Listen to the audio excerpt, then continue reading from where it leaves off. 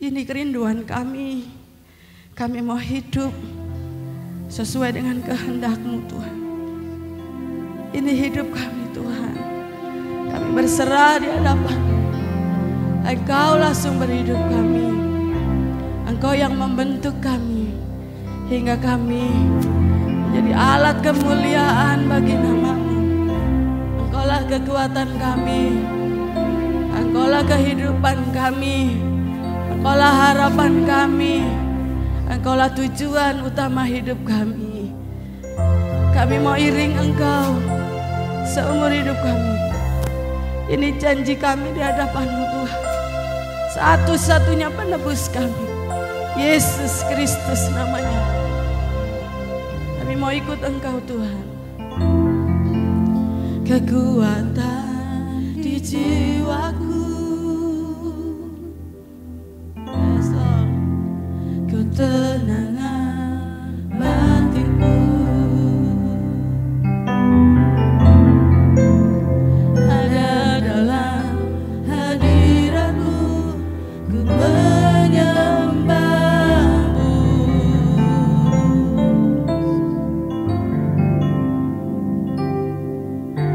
Kami bersyukur Tuhan, bersyukurku kepadamu. Rasakan hadirat-Mu, takkan ku melepaskan-Mu, Kau cahaya bagiku, mengiring-Mu seumur hidupku, masuk dalam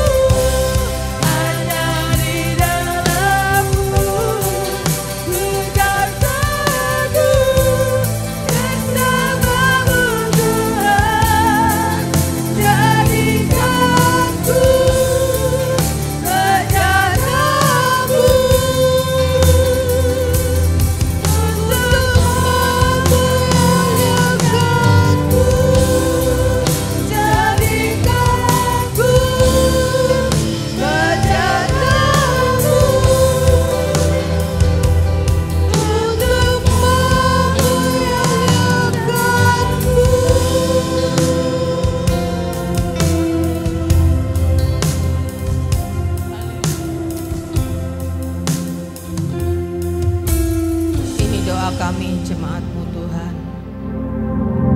Kami mau menjadi bejana-bejana yang memuliakan Engkau Tuhan. Karena itu bentuk kami ya Tuhan. Beri kami ya Tuhan hati yang sungguh-sungguh terbuka bagi kebenaran firman-Mu untuk membentuk kami menjadi bejana-bejana yang indah yang memuliakan Engkau Tuhan. Tuhan, kemampuan kami terbatas. Ada banyak kelemahan-kelemahan kami. Tapi kami percaya firman-Mu kuat ya Tuhan. Dan firman-Mu berkuasa ya Tuhan untuk membentuk kami. Karena itu Tuhan, biarlah pada pagi hari ini kami ya Tuhan mau menerima kebenaran firman-Mu ya Tuhan. Apa yang Engkau ya Tuhan ingin sampaikan bagi kami ya Tuhan. Berkati hamba-Mu yang akan menyampaikan. Tuhan mengurapi dengan kuat kuasa-Mu seluruh jemaat Tuhan yang mendengar juga Tuhan memberkati ya Tuhan dengan pengurapan yang sama ya Tuhan untuk kami bisa memahami dan melakukan firman-Mu. Terpujilah Engkau Tuhan, pujian yang sudah kami naikkan di hadapan-Mu, biarlah itu berkenan di hadapan-Mu dan membawa kesegaran bagi roh kami ya Tuhan, sehingga kami dengan penuh sukacita kami belum menyambut kebenaran firman-Mu. Di dalam nama Yesus Kristus Tuhan dan Juru Selamat kami. Haleluya. Amin. Amin. Shalom, puji Tuhan. Bapak Ibu Saudara yang dikasihi Tuhan. Kita bersyukur bahwa pagi hari ini kita masih bisa diberi kesempatan untuk beribadah. Ya, pagi hari ini Bapak Gembala ada pelayanan di Jember ya. Dan mari kita bersama-sama pagi hari ini menerima kebenaran firman Tuhan. Yang saya beri judul Buka Topengmu. Ya, itu ada banyak ayat dari Mazmur pasal yang ke-23. Tidak langsung kita baca seluruhnya, nanti kita akan baca bagian per bagian. Ya. Ya, kita tahu topeng itu kan penutup muka ya, penutup muka. Biasanya dipakai untuk beberapa tujuan ya. Beberapa tujuan, ada yang untuk hiburan ya, untuk permainan, ada topeng badut dan lain-lain ya. Ada juga yang dipakai untuk menutupi kejahatan, biasanya untuk menyamarkan ya, supaya wajahnya tidak terlihat ya. Dan mungkin ada banyak tujuan-tujuan lain ya dengan pemakaian topeng ini. Tapi saya tidak berbicara topeng dalam arti hurufiah, tapi yang ingin saya sampaikan adalah topeng dalam arti kiasan ya, yang atau bisa dikatakan topeng rohani lah ya. Nah, dari Injil Matius pasal yang ke-23 ya, itu kita belajar banyak hal yang menunjukkan ya bagaimana orang-orang yang menggunakan topeng ini ya, topeng rohani ya. Yang pertama, topengnya adalah kemunafikan. Ya, topeng kemunafikan ya, jelas di ayat pasal 23 tadi, di ayat yang ke-14 dikatakan, celakalah kamu hai ahli-ahli Taurat dan orang-orang Farisi, hai orang-orang munafik, sebab kamu menelan rumah janda-janda, sedang kamu mengelabuhi mata orang dengan doa yang panjang-panjang. Sebab itu kamu pasti akan menerima hukuman yang lebih berat. Ya, jadi dikatakan Tuhan Yesus kepada ahli-ahli Taurat dan orang-orang Farisi. Ini pemuka-pemuka, pemimpin-pemimpin masyarakat, ya, kelompok masyarakat Yahudi, ya, itu kepemimpinannya itu dipimpin oleh pemimpin-pemimpin agama, ya, ahli-ahli Taurat, orang tua-tua Yahudi, ya. Dan yang diucapkan ucapan Yesus ini adalah tertuju terutama pada saat itu kepada mereka. Ya, dikatakan kamu itu menelan rumah janda-janda, ya, tapi kamu mengelabuhi orang dengan doa yang panjang-panjang. Ya. Jadi kata mengelabui, menutupi perbuatan jahatnya ya dengan ibadah. Ya, ini seperti orang pakai topeng. Ya. Kelakuannya tadi dikatakan sampai menelan rumah janda-janda. Ya. Tetapi mereka menutupi dengan doa, ya, mengelabui dengan doa yang panjang-panjang, dengan perbuatan jahatnya itu dikelabui, ditutupi dengan ibadah. Ya. Di Matius 6 ayat 5 itu juga Tuhan Yesus mengatakan, ya kalau kamu berdoa, ya orang-orang Farisi berdoa, jangan seperti orang-orang Farisi ahli-ahli Taurat. Dikatakan mereka berdoa berdiri di rumah-rumah ibadat, bahkan di perempatan-perempatan jalan, di tikungan-tikungan jalan, supaya dilihat orang. Ya, dalam Matius 6 ayat yang kelima. Inilah kemunafikan. Ya. Mereka memang mungkin mereka itu ya tidak dengan tidak dengan sengaja untuk menutupi kejahatan mereka dengan perbuatan baik, karena mereka itu sebagai ahli-ahli Taurat, sebagai orang-orang Farisi, itu sudah menjadi hukum untuk mereka melakukan kebenaran firman Tuhan itu.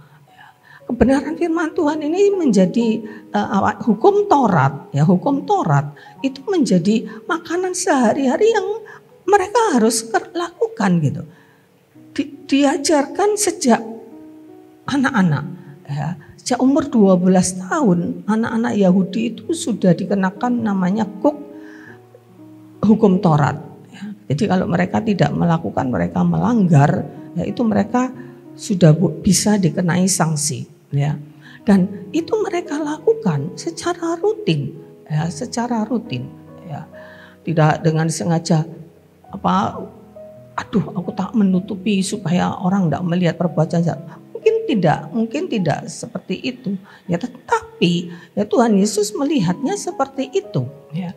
Karena apa? Karena perbuatan atau hukum Taurat, ya, yang mereka lakukan dengan detail, ya, dengan semaksimal mungkin mereka melakukan dengan sedetil-detilnya, ya, tentu di dalamnya itu juga termasuk hukum-hukum aturan dalam hubungan dengan sesama manusia. Ya. Pada zaman itu janda-janda itu mendapat perhatian khusus, ya, karena pada zaman itu mungkin perempuan itu ya, tidak bekerja, tidak memiliki penghasilan ya secara khusus gitu ya. Ya tentunya juga ada janda-janda yang kaya gitu. Tapi dalam arti secara status janda ini dipandang Tuhan ya sebagai status sosial yang sangat perlu dilindungi, ya, sangat perlu diperhatikan. Ya. Nah kalau sampai dikatakan menelan rumah janda-janda, ya ini kan perbuatan yang sudah sangat melanggar hukum Taurat. Ya. Nah ini yang dikatakan Yesus sebagai kamu ini orang-orang munafik, dan dikatakan kamu pasti menerima hukuman yang lebih berat. Dan dikatakan kamu pasti menerima hukuman yang lebih berat daripada masyarakat Yahudi biasa, ya. Semua perbuatan ibadahnya ya yang sampai doa itu bisa dilihat orang, ya, karena berdoanya di tikungan-tikungan jalan, ya. Di rumah ibadat mereka mengambil tempat-tempat terhormat, ya. Tetapi di balik itu yang terjadi bukan seperti apa yang mereka lakukan atau apa yang mereka pahami, mereka hafalkan. Hukum Taurat itu banyak yang harus mereka hafalkan, ya. Dan itu luar biasa, mereka bisa banyak menghafal hukum Taurat, ya. Tetapi kelakuannya tidak. Inilah yang disebut Yesus sebagai kemunafikan, ya, yang saya kategorikan sebagai orang yang menggunakan topeng, ya. Kemudian yang lainnya, kemudian yang berikutnya menonjolkan, orang itu menonjolkan kebaikan agamawi, mengabaikan kewajiban. Ya. Ini tertulis di Matius 15. Matius 15 ayat 5 dan 6. Bisa diklik Matius 15 ayat 5 dan 6. Tetapi kamu berkata, barang siapa berkata kepada bapaknya atau kepada ibunya, apa yang ada padaku yang dapat digunakan untuk pemeliharaanmu sudah digunakan untuk persembahan kepada Allah. Orang itu tidak wajib lagi menghormati bapaknya atau ibunya. Dengan demikian firman Allah kamu nyatakan tidak berlaku demi adat istiadatmu sendiri. Matius 23 kemudian di ayat yang ke-23. Celakalah kamu hai ahli-ahli Taurat dan orang-orang Farisi. Hai kamu orang-orang munafik, sebab persepuluhan dari selasih, adas manis, jintan kamu bayar, tetapi yang terpenting dalam hukum Taurat kamu abaikan, yaitu keadilan dan belas kasihan dan kesetiaan. Yang satu harus dilakukan dan yang lain jangan diabaikan. Ya, di Injil Matius Yesus berkata, ya, menegur, ya, ini konteksnya sama dengan kepada orang-orang Farisi, ya. Karena orang-orang Farisi itu berkata, ya, apa yang perlu dipakai untuk pemeliharaan orang tua, mereka berkata kepada bapaknya atau kepada ibunya, ya. Apa yang perlu dipakai untuk pemeliharaanmu sudah aku persembahkan, ya, kepada Tuhan, ya. Dan orang yang sudah mempersembahkan kepada Tuhan, maka kalau itu harusnya dipakai untuk memelihara orang tua, tidak wajib lagi katanya. Ya, orang itu sudah tidak wajib lagi menghormati bapak ibunya dan bapaknya atau ibunya. Ya. Nah, Tuhan Yesus mengatakan dengan demikian firman Allah kamu nyatakan tidak berlaku demi adat istiadat. Jadi mereka lebih mengutamakan, mementingkan bahwa mereka itu melakukan hukum Taurat secara lebih detail. Di hukum Taurat itu juga ada aturan-aturan tentang berbagai-bagai macam persembahan. Ya, persembahan di konteks zaman Perjanjian Baru, zaman Yesus ini ada di rumah ibadah mereka harus juga memberikan persembahan. Ya, belum lagi persembahan hulu hasil, ya, persembahan dari hasil-hasil panen, ya, itu mereka harus melakukan dan mereka melakukan dengan setia sejak, ya, zaman Musa, ya, sejak zaman hukum Taurat itu diberikan, ya, persembahan setiap mereka datang ke rumah Tuhan, apalagi pada hari raya besar, ya, ada 3 hari raya besar dalam setahun di tradisi Yahudi, hari raya Pondok Daun, hari raya Pentakosta dan hari raya Paskah. Ya. Nah, itu mereka harus bawa selain persembahan untuk penghapus dosa, ada persembahan untuk korban keselamatan dan sebagainya, ada banyak sekali korban-korban yang harus mereka lakukan. Ya. Dan mereka mengatakan kalau mereka sudah memberikan uangnya atau hartanya atau ternaknya yang mereka persembahkan kepada Tuhan itu sudah diberikan kepada Tuhan, maka mereka tidak wajib lagi untuk memelihara orang tua. Ya, yang di Matius itu dikatakan celaka, kata Tuhan Yesus sekali lagi kepada ahli-ahli Taurat, orang-orang Farisi, orang-orang munafik juga ini, ya. 1/10 dibayar dengan teliti, 1/10 dari selasi, adas manis, jintan, semua hasil kebun, hasil apapun, ya, itu mereka 1/10 mereka bayar, ya. Tetapi yang terpenting dalam hukum Taurat kamu abaikan, yaitu keadilan dan belas kasihan dan kesetiaan. Ya.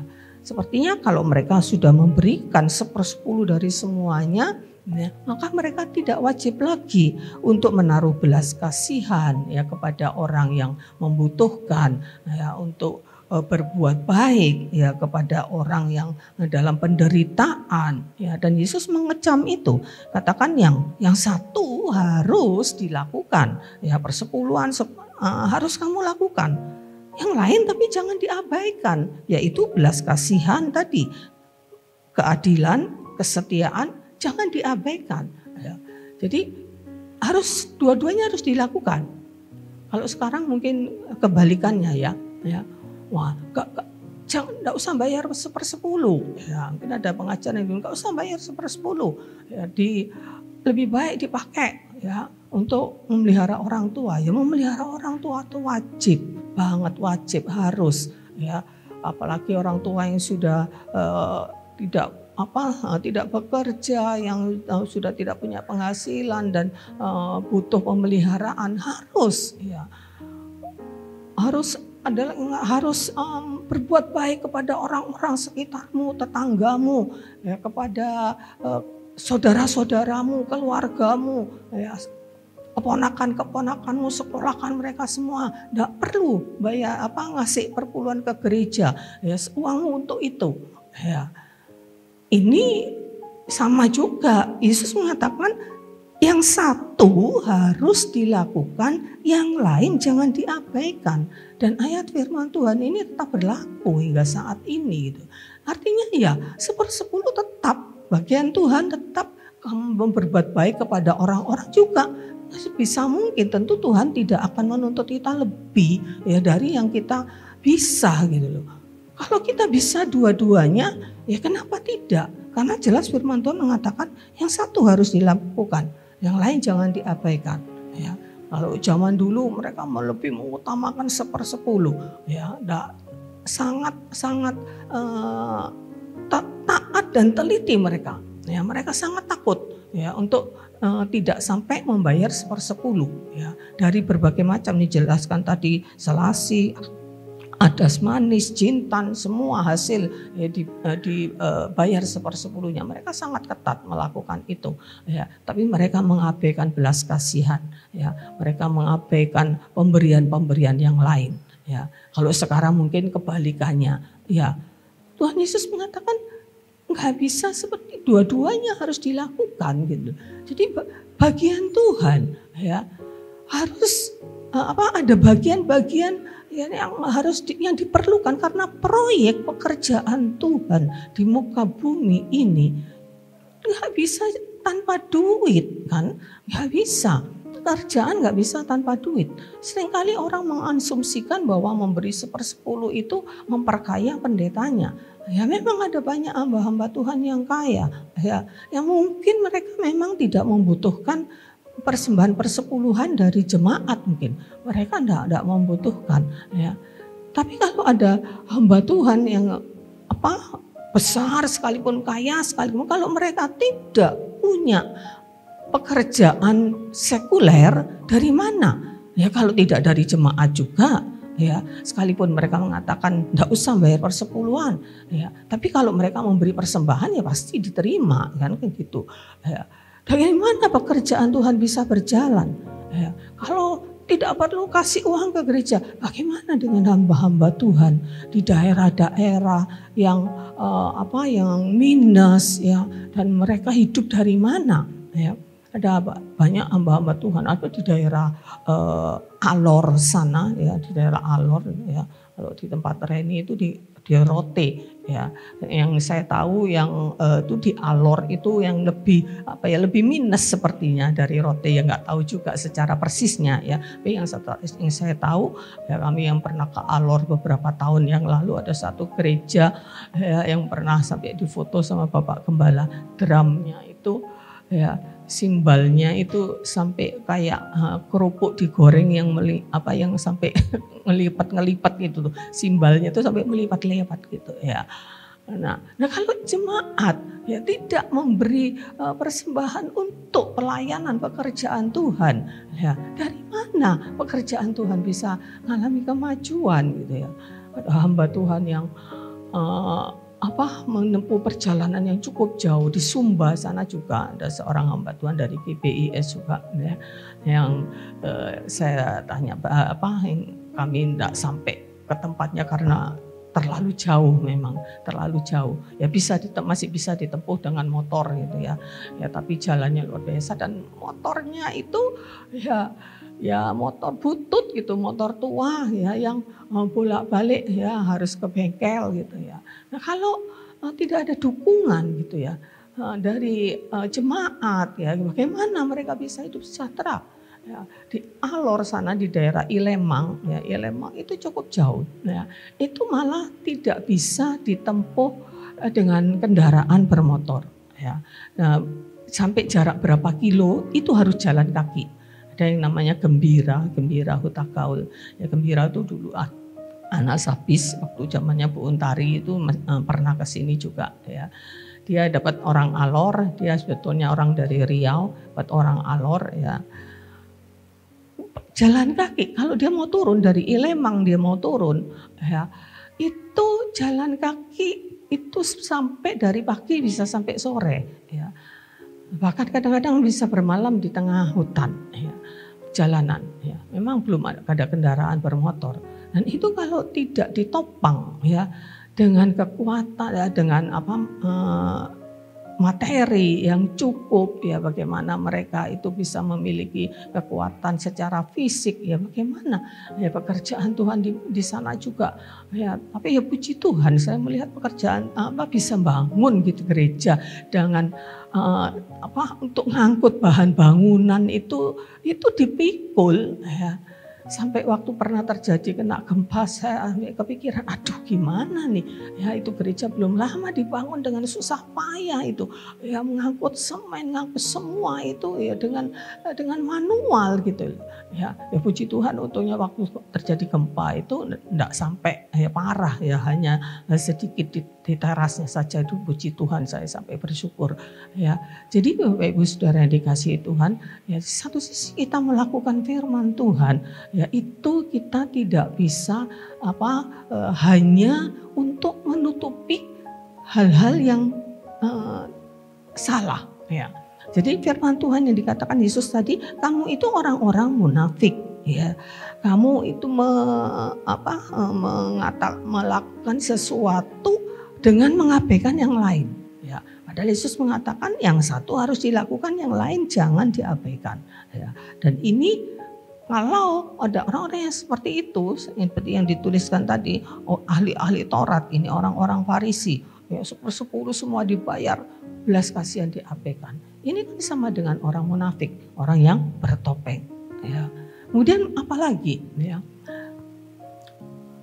bersih di luar, kotor di dalam. Ya, di Matius 23 juga ayat 25 sampai 28, celakalah kamu hai ahli Taurat dan orang Farisi, hai kamu orang munafik, sebab cawan dan pinggan kamu bersihkan sebelah luarnya, tetapi sebelah dalamnya penuh rampasan dan kerakusan. Hai orang Farisi yang buta, bersihkan dahulu sebelah dalam cawan, maka sebelah luarnya akan bersih. Celakalah kamu hai orang ahli Taurat dan orang Farisi, ya, hai kamu orang-orang munafik, kamu sama seperti kuburan yang dilabur putih, yang sebelah luarnya memang bersih tampaknya, tetapi yang sebelah dalamnya penuh tulang belulang dan berbagai jenis kotoran. Demikian jugalah kamu, di sebelah luar tampak benar di mata orang, tetapi di sebelah dalam kamu penuh kemunafikan dan kedurjanaan.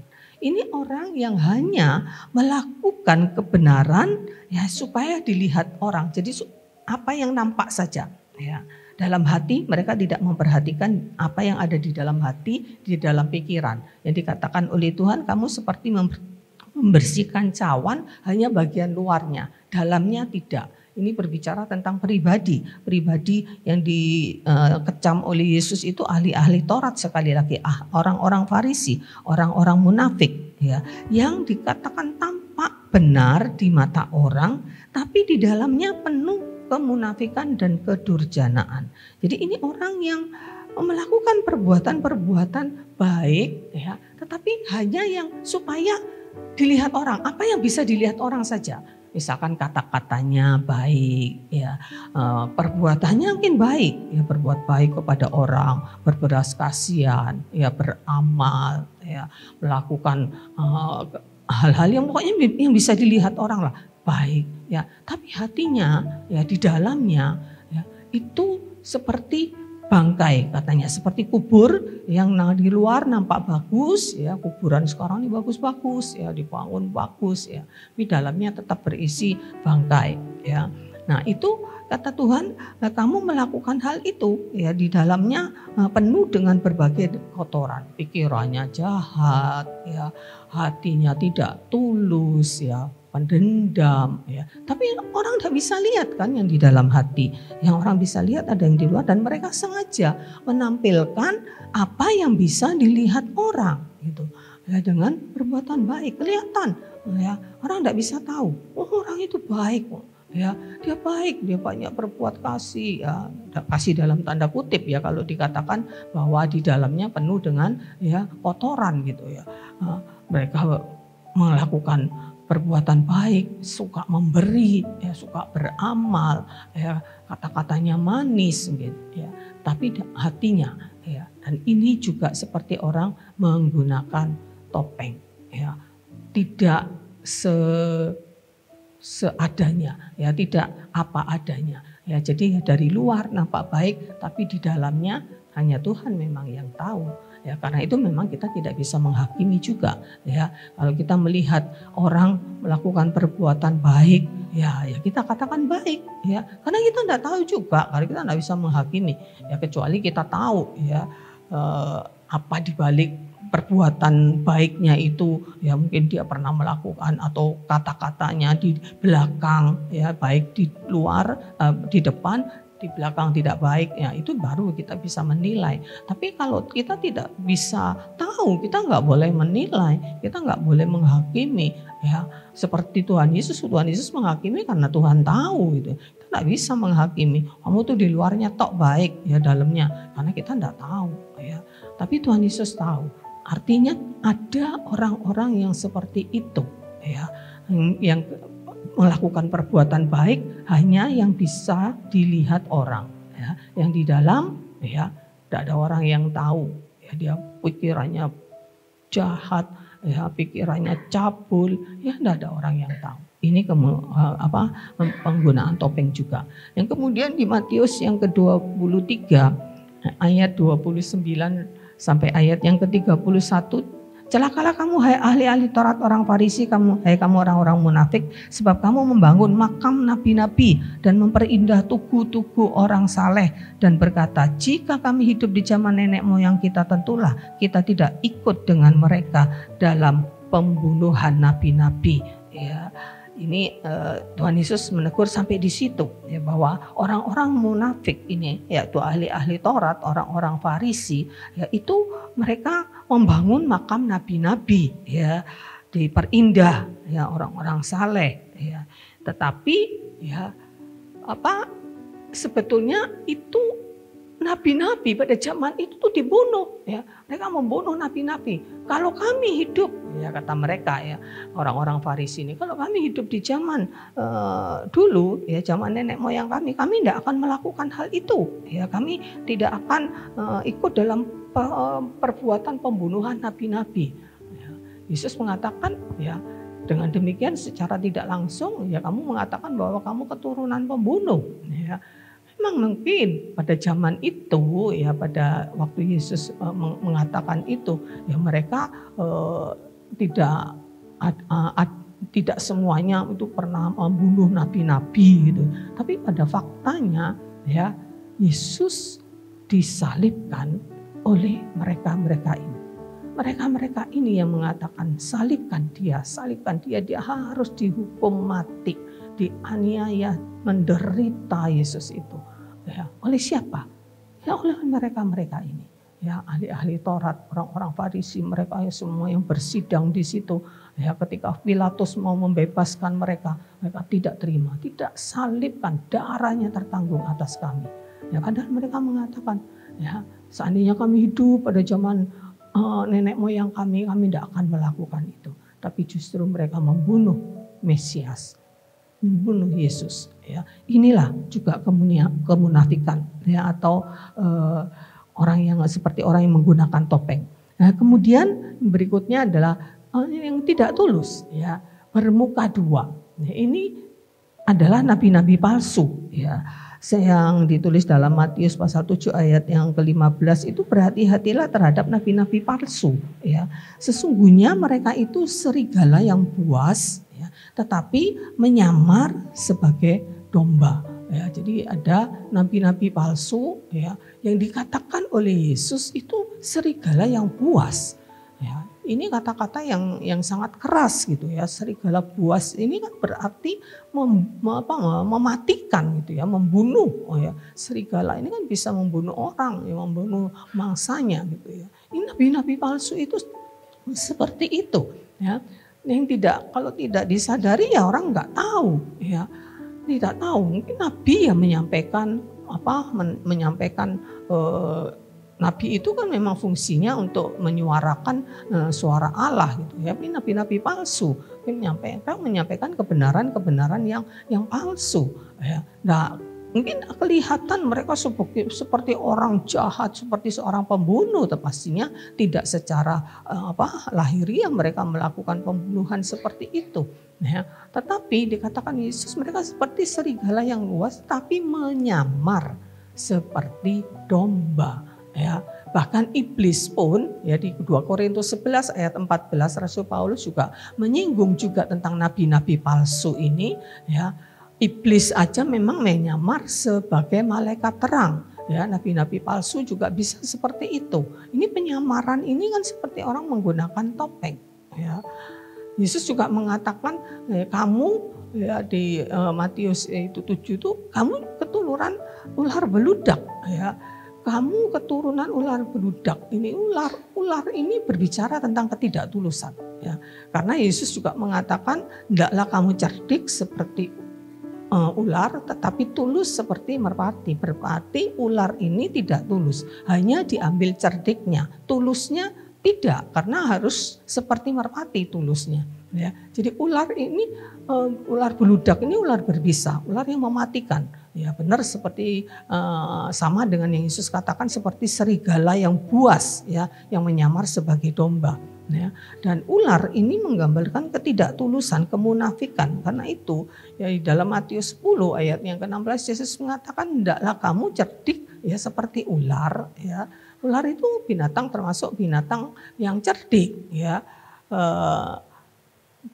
Saya juga enggak paham kalau di dalam konteks zaman sekarang ini cerdiknya itu seperti apa ya, enggak tahu cerdiknya ular itu seperti apa ya. Kalau kita melihat di pertunjukan ya, itu anjing itu bisa dilatih ya. Anjing ini pemenang American Got Talent ini kan anjing ya. Putri Aryani itu kalah sama anjing ya. Begitu cerdik ya. Begitu pinternya gitu ya. Tapi kalau ular nggak tahu. Tetapi di dalam Alkitab memang katakan ya ular itu cerdik ya, dia menipu ya, yang menipu Hawa. Memang katakan itu dipakai oleh iblis ya. Ini masih kontroversi. Ada yang mengatakan, saya waktu ikut satu seminar gitu, pelajaran ya, mengajarnya mengatakan ya tidak ada dikatakan Alkitab yang menipu ular, yang menipu Hawa itu setan, enggak, ular dikatakan. Ya kan Tuhan bisa pakai ular untuk berbicara katanya. Ya enggak ada, sampai di Perjanjian Baru dikatakan Hawa itu tertipu oleh ular ya gitu kan. Ular bisa dipakai, keledai aja juga bisa dipakai ya oleh Tuhan untuk berbicara gitu ya. Jadi ada yang mengatakan ular, murni ular ya enggak tahulah, yang pasti ya ular menipu Hawa ya. Entah ditunggangi entah tidak ya, tapi yang pasti juga Hawa juga jatuh ya, kena godaannya ular ya. Mungkin dari sini dikatakan ya ular itu cerdik ya, tetapi tidak tulus. Nah, ini sama ya dengan orang memakai topeng ya, bermuka dua ya. Dan ini tentu hal yang salah. Karena itu Tuhan mengatakan kamu itu seperti ular beludak ya. Bagaimana mungkin ya, di Matius 23 ayat 33 dikatakan bagaimana mungkin kamu dapat meluputkan diri dari hukuman ya. Jadi itu adalah sesuatu yang jahat ya. Kemudian ya, topeng yang berikutnya ini adalah orang yang membangun harga diri dengan penampilan ya. Ini orang yang pakai topeng membangun harga dirinya, dia merasa berharga ya jika berpenampilan ya wah ya, semua outfitnya itu branded ya, dari atas sampai ke bawah ya, itu dia merasa berharga ya ketika dia berpenampilan wah. Ya, ini tentu orang yang memiliki gambar diri yang salah ya. Saya sudah lama pernah menyampaikan tentang gambar diri. Ya, gambar dirinya salah, rumusnya salah. Rumus gambar dirinya bahwa harga diri saya ini adalah penampilan saya ditambah apa kata orang. Ya, kalau orang katakan, waduh hebat loh. Ya, lalu kita merasa kita berharga, orang yang berharga. Wow, luar biasa. Ya, karena apa? Karena dilihat dari penampilannya. Ya, dari wajahnya cantik, glowing, ya, kemudian pakaiannya, tasnya, ya semuanya. Ya, orang melihat, waduh, ini orang yang luar biasa. Ya, dan itu dia merasa, iya, saya berharga, saya luar biasa. Ya, ini topeng. Ya. Rumus harga diri yang benar itu adalah harga diri saya. Ini adalah darah Kristus. Ya. Apa kata Tuhan? Ya. Pribadi saya, bukan penampilan saya. Ini harga diri yang benar, yaitu saya ini siapa? Saya ini ya pribadi saya yang ditebus oleh darah Kristus ini, bukan manusia lama ya.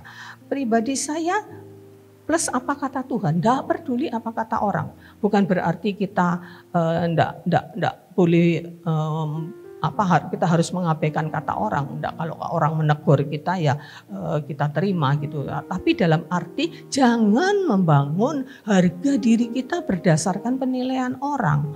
Ya, orang menilai, oh kamu jelek ya, oh kamu ini bodoh ya. Pribadi kita itu tergantung dari hakikat kita di dalam Kristus dan apa kata Tuhan. Ya, kalau Tuhan mengatakan engkau hambaku yang baik dan setia, ya itulah kita, itulah pribadi kita. Ya, penilaian manusia ya sangat-sangat relatif, ya, tidak bisa dijadikan patokan. Ya, pada orang yang sahabat mungkin dia bisa memuji-muji, ya, tapi belum tentu itu harga diri yang sebenarnya. Ya, ini juga topeng. Ya, kemunafikan, ya, membangun harga diri ya dengan penampilan. Ya. Kemudian yang lain lagi adalah mempertahankan diri, ya, mempertahankan diri, ya, ini yang namanya mekanisme pertahanan diri, defense mechanism, ya, mempertahankan diri dengan berbagai macam dalih, alasan, kebohongan, ya, menyalahkan orang lain, menyalahkan keadaan dan lain-lain untuk menutupi ya kesalahannya, untuk menutupi hal-hal yang tidak baik di dalam dirinya, atau untuk melindungi diri, ya, untuk melindungi diri dari makian orang, dari perbuatan jahat orang, melindungi diri. Ya, itu ada contoh-contoh. Ya, Abraham ya ketika dia ada di satu daerahnya orang Filistin di Gerar, ya, istrinya Sarah itu rupanya seorang wanita yang sangat cantik, ya.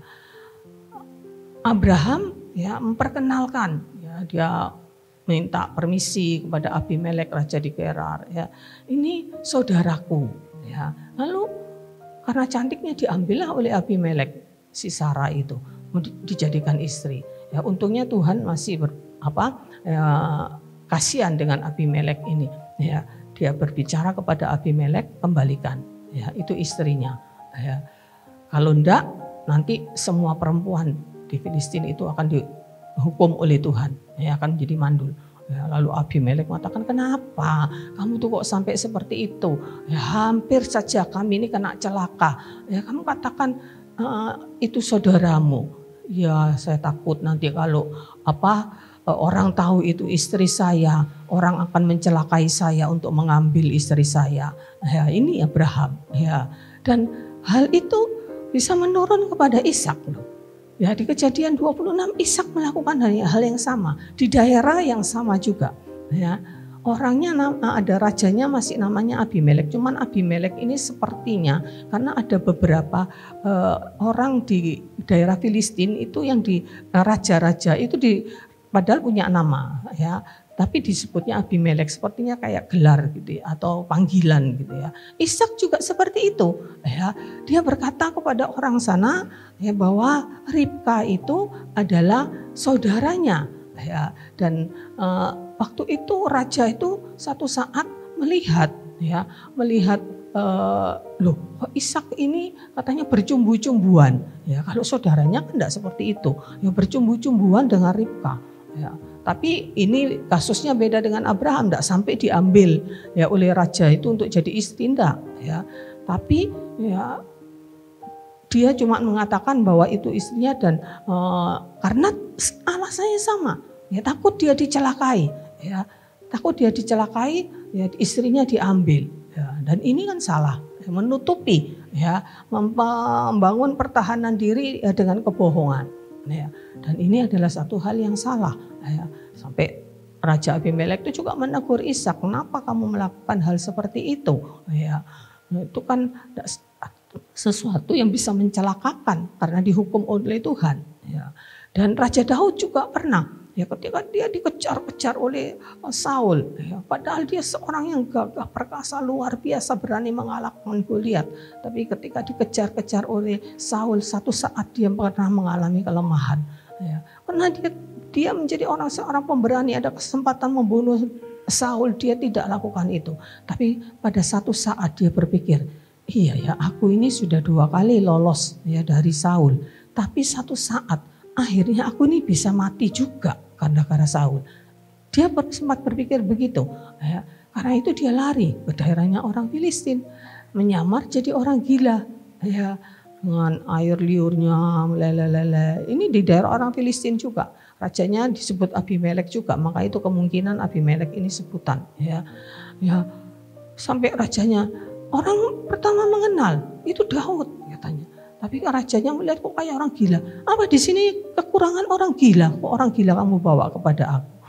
Ternyata benar ketahuan adalah Daud. Sampai Daud bersembunyilah di daerah orang Filistin itu selama 1,5 tahun akhirnya. Ya.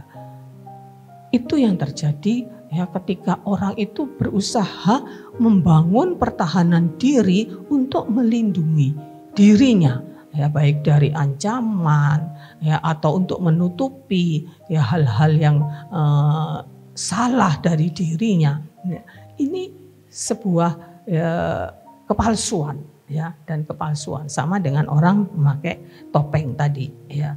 Nah itu hal-hal mungkin ada banyak hal ya contoh-contoh, tapi ya saya hanya membahas dari Injil Matius 23 itu tadi ya. Nah sekarang apa yang selanjutnya adalah bahwa yang Tuhan lihat itu hati ya. Tuhan itu melihat hati ya, seperti dalam 1 Samuel 16 ketika Tuhan suruh Samuel untuk memilih seorang raja, Tuhan pilih Daud, katakan karena jangan kamu melihat perawakannya, jangan kamu melihat posturnya, lihatlah hatinya karena Tuhan itu melihat hati. Dan di Mazmur 51 ayat yang ke-8 dikatakan sesungguhnya engkau itu berkenan kepada kebenaran yang ada di dalam batin ya. Yang di luar ya itu bisa palsu ya. Yang Tuhan ingin yang Tuhan harapkan itu kebenaran di dalam batin. Kalau orang itu di dalam batinnya sudah benar, dia keluarnya pasti benar ya. Apa yang ada di dalam itu yang mengalir keluar dari dalam hati orang ya. Timbul segala macam kejahatan itu karena hatinya ya. Mata air yang baik mengeluarkan air yang baik. Mata air yang pahit mengeluarkan air yang pahit ya, tertulis dalam kitab Ibrani ya kalau tidak salah ya. Nah, jadi Tuhan itu lebih berkenan kepada kebenaran dalam batin ya. Dan tidak ada yang tersembunyi di dalam batin itu. Tidak ada yang bisa disembunyikan dari Tuhan. Jadi nah itu penting kita menjaga lebih dulu kebenaran di dalam batin. Kalau batinnya apa yang ada di dalam ini benar, hatinya benar, pikirannya benar, ya kemauannya benar, rohnya, hati nuraninya bersih, ya tidak ada dosa di dalamnya, semuanya bersih, keluarnya pasti baik. Ya. Beda dengan yang tadi, ya yang tadi bisa hal-hal yang di luar ya bisa baik, ya bisa kelihatan baik, nah, tapi di dalamnya bisa penuh dengan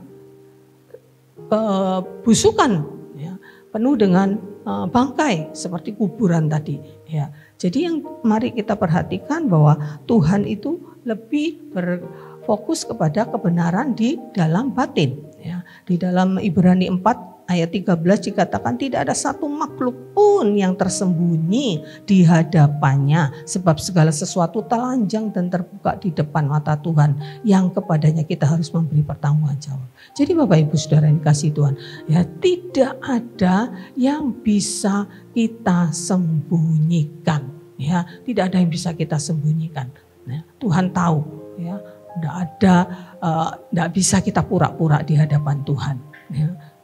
Tuhan tahu sampai ke dalam dasar hati kita apa saja yang tersembunyi, yang orang tidak bisa lihat, Tuhan bisa lihat. Ya, jadi itu yang perlu kita jaga, itu yang perlu kita pelihara.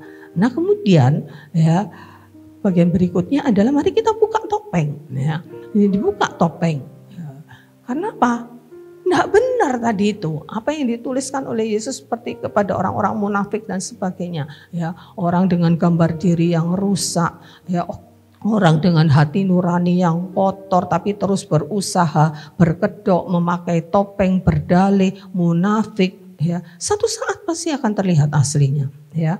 Dan tentu hidup dengan cara ini pasti tidak nyaman. Orang ini banyak kecurigaan, selalu pikirannya negatif, takut kelihatan aslinya, takut kehilangan harga diri, dan orang ini juga tidak mudah berteman, penuh kecurigaan, ya. Pasti tidak nyaman hidup dengan pakai topeng cara seperti ini, ya, dan pasti capek, ya, dengan tidak menjadi diri sendiri. Karena itu buka topeng. Ya, jangan sampai ada di antara kita yang masih ada topeng-topeng yang masih kita pakai. Ya, ada lagunya Peter Pan ya. Buka dulu topengmu ya dan kulihat wajahmu ya. Harus dibuka topeng. Ya, jangan ada di antara kita sampai ya kita sendiri yang tahu. Ya, mari kita selidiki hati kita. Ya, jangan sampai ada hal-hal yang tidak tulus, ya pura-pura, ya kebohongan masih. Kebohongan itu kan dilakukan karena untuk menutupi sesuatu kan. Ya, kalau enggak kan enggak mungkin orang itu bohong. Ya, buat apa bohong? Bohong kan masih ada tujuannya gitu. Ya. Dan itu adalah sesuatu yang harus dilepaskan, harus dibuka. Dan Yesus mengecam bahkan mengutuk kan di dalam Matius 23 tadi, ya, celaka kamu, ya, celaka kamu. Ya, semua orang-orang yang menggunakan topeng itu, ya, buka topeng, ya, tanggalkan kemunafikan, kepura-puraan, dalih, alasan, kebohongan, pulihkan gambar diri kita. Bersihkan hati nurani kita, pikiran kita semuanya. Nanti tak firman Tuhan membersihkan dan jadilah diri sendiri. Ya, menjadi diri sendiri apa adanya. Ya, saya orangnya begini ya begini nih, saya ini begini ya. Tapi lalu apa cukup dengan menjadi diri sendiri sudah baik? Ya, lumayan baik ya daripada pakai topeng ya. Daripada pakai topeng, baik jadi diri sendiri, ya. Tapi apakah cukup? Jawabannya tidak, ya, tidak cukup, ya. Jadi diri sendiri tidak, ya. Karena apa? Ya, diri kita ini siapa? Ya, diri kita ini manusia berdosa. Kalau jadi diri sendiri, ya saya orangnya begini, saya memang orangnya keras, ya. Lalu kita apa adanya, ya. Saya memang orangnya kasar, ya. Saya memang orangnya seperti ini, ya. Nggak cukup jadinya, ya. Jadi nggak cukup untuk tetap buka topeng, ya. Lalu jadi diri sendiri nggak cukup, ya. Klik berikutnya, ya. Jadi nggak cukup dengan hanya menjadi membuka topeng, lalu jadi diri kita sendiri, ya sudah, ya. Saya orangnya begini, ya sudah begini. Ya, kamu harus terima. Ya, saya memang orangnya emosional. Ya, harus terima. Ya, saya ya apa adanya. Saya begini. Enggak cukup. Diklik tolong. Ya.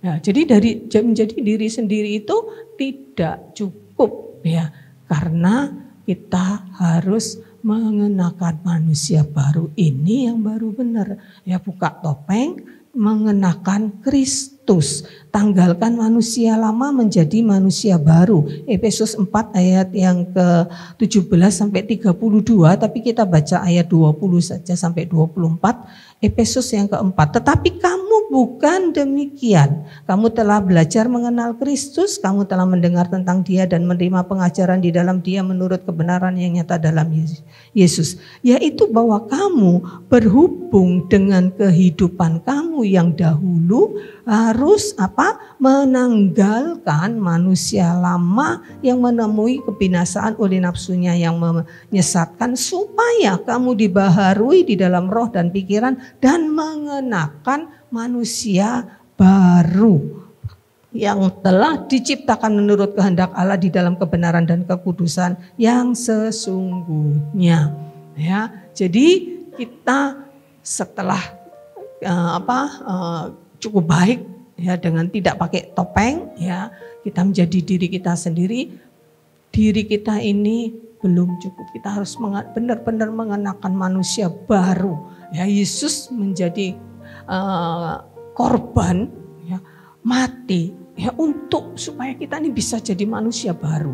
Ya, dari manusia berdosa ya kita menjadi manusia-manusia yang baru ya. Jadi harus mengenakan manusia baru. Kamu harus dibaharui dalam roh dan pikiranmu.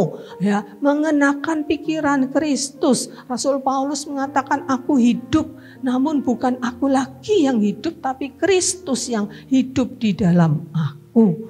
Ya, kalau jati diri kita sendiri, ya mungkin masih banyak hal-hal yang lemah. Kita harus tidak cukup buka topeng, harus mengenakan manusia baru. Ya, mengenakan Kristus ya di dalam kehidupan kita. Ya, jadi Bapak Ibu Saudara yang dikasihi Tuhan, ya, mari kita terus bergerak ya ke arah kesempurnaan. Ya, coba diklik yang sebelumnya tadi, yang gambar sebelumnya, sebelum ini ya. Nah, jadi kita harus mengenakan Kristus ya. Kristus yang izinkan Kristus yang bekerja, Roh Kudus yang bekerja di dalam kehidupan kita. Ya, mengendalikan pikiran kita ini harus terus-menerus dibaharui. Terus-menerus dibaharui. Ya, kamu harus terus-menerus dibaharui di dalam roh dan pikiranmu. Dibaharui terus-menerus. Enggak cukup sekali kita percaya Tuhan Yesus, ya sudah, tidak. Setiap hari kita harus memperbaiki diri. Makan firman Tuhan tiap hari perbaiki. Karena kita belum sempurna. Ya, kita harus terus-menerus mengalami pembaharuan. Jangan, ya sudah saya begini ya begini. Ya saya memang orangnya begini. Ya, tidak, harus terus bergerak ke arah perubahan, pengudusan. Ya, jadi proses pengudusan, sanctification. Ya, ini sampai ya kita mengalami kesempurnaan di dalam Kristus. Ya, tentu kesempurnaan ya kita memang enggak jangan diartikan waduh apa bisa kita sempurna seperti Kristus. Ya, Tuhan tahu seberapa kemampuan kita. Selebihnya ya itu Tuhan yang akan menyempurnakan kita. Ya. Kalau kita berusaha dengan tulus hati, kita mau berubah, bergerak terus ke arah kemajuan demi kemajuan, ya, maka Kristus akan menolong kita. Kalau kemampuan kita hanya segini, sedangkan kita butuh sampai segini, ya, selebihnya adalah Tuhan akan menolong kita. Tapi kita bergerak terus, diperbaharui terus menerus. Ya, kalau masih sering bohong, belajar, ya. Untuk bagaimana kita tidak bohong, ya, terus menerus belajar setiap hari, diperbaharui setiap hari. Ya, kamu harus dibaharui dari hari ke sehari. Manusia lahiriah merosot, tapi manusia batiniah harus dibaharui dari hari ke sehari. 2 Korintus 4 ayat 17. Ya, jadi mari Bapak Ibu Saudara yang dikasihi Tuhan, ya, Kristus membayar harga yang mahal. Galatia 2 ayat yang ke-19. Galatia 2 ayat yang ke-19 dan 20. Mari kita akan baca sama-sama ayat ini. Galatia 2 ayat 19 dan 20, 2, 3. Sebab aku telah mati oleh hukum Taurat untuk hukum Taurat. Mari kita baca bersama-sama. Supaya aku hidup untuk Allah. Aku telah disalibkan dengan Kristus, namun aku hidup, tetapi bukan lagi aku sendiri yang hidup, melainkan Kristus yang hidup di dalam aku. Dan hidupku yang kuhidupi sekarang di dalam daging adalah hidup oleh iman dalam nama Anak Allah yang telah mengasihi aku dan menyerahkan dirinya untuk aku. Ya, jadi kita hidup, tapi biarlah Kristus yang hidup di dalam kita. Artinya kita memiliki Filipi 4 ya, ayat yang ke-8. Jadi dalam hidupmu bersama, bukan Filipi 4 ya, Filipi 2 ya, nggak salah. Hendaklah kamu dalam hidupmu bersama menaruh pikiran dan perasaan yang terdapat juga di dalam Kristus Yesus. Ya, kalau Filipi 4 ayat 8, semua yang benar, semua yang mulia, semua yang adil, semua yang suci, semua yang mulia, semua yang sedap didengar, semua yang disebut kebajikan dan patut dipuji, pikirkanlah semuanya itu. Jadi harus berubah dan memang tidak bisa sekaligus ya. Kita tapi harus ada progres perubahan kita. Ya. Kalau masih fasenya masih pakai topeng, kita rasanya masih banyak hal yang kita buat ya, sedangkan kita tidak tahu kapan Tuhan Yesus datang. Jadi harusnya kita sudah tidak lagi di fase masih suka pakai topeng ya, sudah harus benar-benar ya tidak pakai topeng. Bahkan kita sudah mengenakan Kristus. Datangan Kristus kita tidak tahu ya, dan yang pasti juga tidak lama. Dan masa hidup kita ya juga tidak kita tahu sampai kapan. Bapak Gembala minggu lalu mengatakan juga ya 5 menit ke depan kita tidak tahu ya. Karena itu kita jangan abai, ya, jangan acuh tak acuh, ya, jangan lalai, jangan santai, jangan tiap hari hidup kita hanya disibukkan dengan pekerjaan, ya, hanya urusan duniawi. Ya, tidak pernah berpikir bagaimana ya saya berubah, ya, bagaimana ya supaya saya bisa tulus, ya, bagaimana ya supaya saya bisa sabar, bagaimana ya saya supaya bisa tidak dendam, ya, saya bisa melepaskan pengampunan, ya. Apakah kita bergerak di situ setiap harinya atau hanya sibuk dengan pekerjaan saja ya? Yang penting pagi berdoa, Tuhan sertai, Tuhan lindungi, Tuhan berkati. Malam terima kasih Tuhan sudah jaga, Tuhan sudah lindungi, Tuhan sudah berkati ya. Apakah ada bagaimana kita memeriksa diri kita, sampai di mana progres kita ya? Sampai di mana kemajuan kehidupan iman kita, rohani kita, pengetahuan firman kita, apakah kita perhatikan itu ya, atau sehari-hari hanya disibukkan dengan pekerjaan duniawi ya, yang endingnya hanya sampai di lubang kubur ya. Tidak ya, Yesus membayar harga yang sangat-sangat mahal untuk menjadikan kita ini ya, bukan hanya sekedar saya apa adanya ya, tetapi saya menjadi seperti yang Tuhan mau, menjadi manusia-manusia baru yang memancarkan kemuliaan Kristus. Jadi mari Bapak Ibu yang dikasihi Tuhan ya, Tuhan bayar harga yang sangat mahal ya, sangat mahal ya, untuk menjadikan kita ini tidak sekedar apa adanya ya, tapi Tuhan mau kita terus bergerak ya, sampai kita menjadi memuliakan, memancarkan kemuliaan Kristus di dalam kehidupan kita. Mari ini menjadi kerinduan kita semua ya. Saya juga belajar berubah ya dari berbagai banyak kelemahan ya. Mari kita sama-sama bertumbuh ya, sama-sama berubah ya, dan kita percaya kita bisa ya, jika kita mau membuka diri, ya, mengizinkan Tuhan mengendalikan hidup kita, mengizinkan Tuhan mengoreksi hidup kita, ya, belajar untuk terbuka terhadap kritikan. Mungkin Tuhan akan menegur lewat saudara seiman kita, ya, jangan alergi dengan teguran, ya, belajar terbuka, ya. Minta Tuhan selidiki seperti Mazmur mengatakan, selidiki aku Tuhan, ya. Coba aku Tuhan, ya, apakah jalanku serong. Mari saat ini kita mau terbuka di hadapan Tuhan.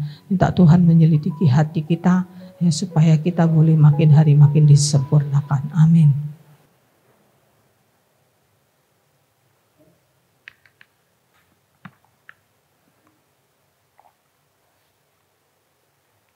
Katakan dengan pujian ini dengan segenap hati kita, buka hati, buka jiwa kita, jiwaku terbuka untuk-Mu Tuhan.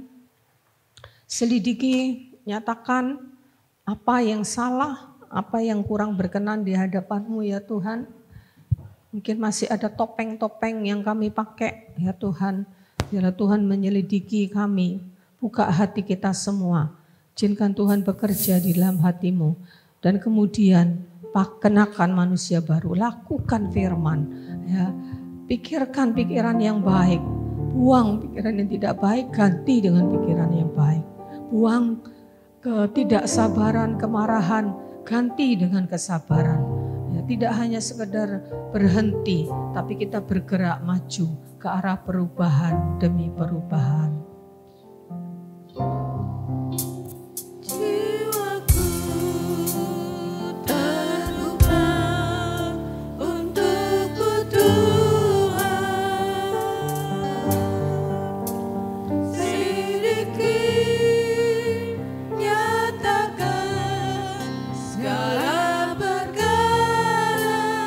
Berdiri di hadapan Tuhan, minta Tuhan menyingkapkan. Mungkin ada hal-hal yang terselubung bahkan yang kita tidak tahu. Mungkin ada kelemahan-kelemahan yang tidak kita sadari, supaya kita layak di hadapan Tuhan. Hadapan-Mu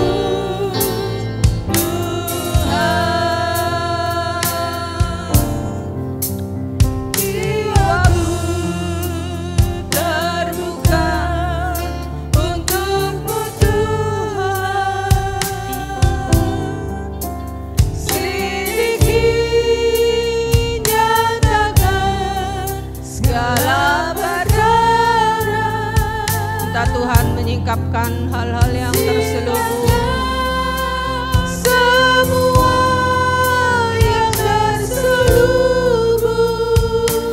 biar kita layak di hadapannya. Ku layak di hadapan-Mu. Dengan segenap hati minta Tuhan menyelidiki hati kita, buka hati-Mu, benar-benar izinkan Tuhan untuk menegur, menasehati, merubah apa yang masih kurang dalam diri kita. Nyatakan segala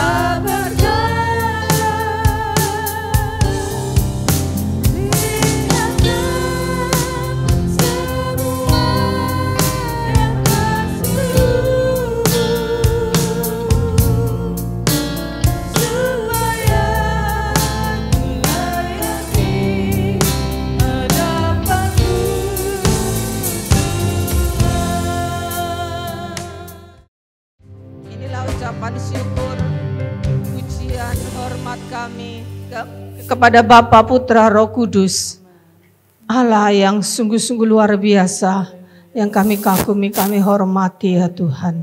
Terima kasih buat semua karya-Mu dalam hidup kami, dan tolong kami ya Tuhan, untuk kami ya Tuhan, terus menjadi anak-anak yang mengasihi Engkau, yang melakukan kebenaran firman-Mu ya Tuhan. Terima kasih buat kesempatan pada pagi hari ini, di mana kami bisa beribadah. Terpujilah Engkau ya Tuhan, dan kami mempersembahkan ibadah kami kepadamu. Berkati setiap jemaat Tuhan yang datang saat ini ya Tuhan, dan yang tidak bisa hadir, yang sakit Tuhan jamah, yang dalam pergumulan, dalam masalah, Tuhan tolong juga mereka yang jauh dari Tuhan, bahkan lupa dengan Tuhan, mungkin lupa dengan ibadah, biar kuasa Roh Kudus yang akan bekerja dalam hati mereka. Terpujilah nama-Mu Tuhan. Inilah persembahan ibadah kami kepadamu ya Bapa, kami persembahkan dalam nama Yesus Kristus Tuhan kami. Bapa kami yang di surga, dikuduskanlah nama-Mu. Datanglah kerajaan-Mu, jadilah kehendak-Mu di bumi seperti di surga. Berikanlah kami pada hari ini makanan kami yang secukupnya, dan ampunilah kami akan kesalahan kami, seperti kami juga mengampuni orang yang bersalah kepada kami. Dan janganlah membawa kami ke dalam pencobaan, tapi lepaskanlah kami daripada yang jahat. Karena Engkau-lah yang punya kerajaan dan kuasa dan kemuliaan sampai selama-lamanya. Biarlah berkat Tuhan turun atas Indonesia. Berkat keselamatan jiwa-jiwa, berkat kesejahteraan dan kedamaian, berkat kecukupan sandang pangan, berkat kesehatan. Diberkatilah pemimpin di negeri ini dari presiden sampai pemimpin di daerah-daerah. Diberkatilah Kabupaten Probolinggo. Diberkatilah orang-orang percaya di Kabupaten Probolinggo. Sekarang jemaat Tuhan, biarlah kasih daripada Allah Bapa yang penuh dengan segala karunia-karunia yang terbaik dilimpahkan di dalam kehidupanmu saat ini, dalam keluargamu, dalam pekerjaanmu, dalam kehidupan sosialmu. Dan Yesus Kristus, Dia berjanji bahwa Dia adalah Immanuel yang sekali-kali tidak akan meninggalkan engkau. Dan Roh Kudus akan menuntunmu kepada perubahan demi perubahan sampai engkau menjadi serupa dengan Kristus, sampai Tuhan Yesus datang yang kedua kali. Amin. Warta Jemaat. Mari seluruh jemaat bergabung dalam komunitas sel untuk bertumbuh bersama-sama, belajar dan saling berbagi. Untuk penempatan komsel dapat menghubungi Bapak Gembala. Ibadah wanita hari Rabu pukul 5 sore di gereja. Ibadah doa dan komunitas doa pelayan Tuhan hari Jumat pukul 6 sore, online dan onsite. Ibadah pemuda remaja hari Sabtu pukul 4 sore. Ibadah raya pertama pukul setengah 7 pagi. Ibadah sekolah minggu pukul setengah 9 pagi. Ibadah raya kedua pukul 4 sore. Selamat ulang tahun kepada jemaat yang berulang tahun dalam minggu ini. Kiranya Tuhan memberi kesehatan, kedewasaan rohani, berkat dan damai sejahtera. Pemberkatan nikah Saudara Christian Giovanni, putra dari Bapak Haryono dan Ibu Vivi Sumiati Ningsih, dengan Saudari Devina Natalia, putri dari Bapak Ronald dan Ibu Yulinda, dilaksanakan pada hari Sabtu tanggal 4 November di Surabaya. Mari kita dukung dalam doa. Tuhan Yesus memberkati.